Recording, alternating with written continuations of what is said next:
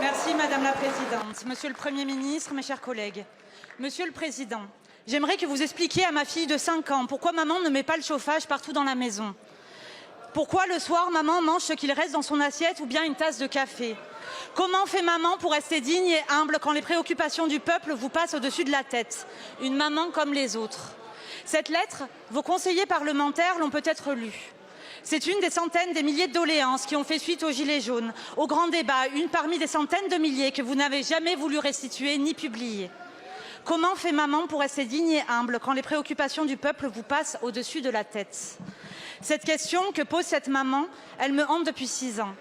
6 ans que ces promesses non tenues, que ce mépris sont devenus une politique, votre politique. De vous, nous n'avons vu que le mépris, les 49.3, les mensonges, les louvoiements devant Marine Le Pen.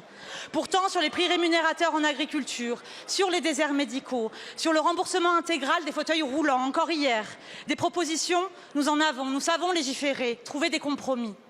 Monsieur le Premier ministre, si vous aviez tendu l'oreille, vous auriez entendu comment ces coupes budgétaires non assumées pour éponger une dette que vos soutiens ont créée fragilisent déjà les milliers de victimes des plans sociaux, de la vente à perte et de la vie indigne.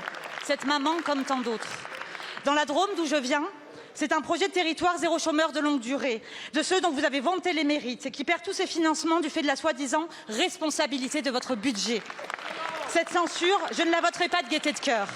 Je la voterai car vous n'avez décidément rien écouté et rien compris. Monsieur le Premier ministre, je ne peux plus rien vous demander aujourd'hui.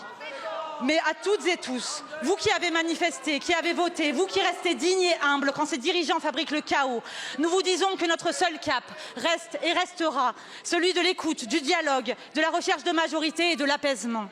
Là résident vos espoirs. Là, chers collègues, repose notre responsabilité. Je vous remercie, Madame la députée.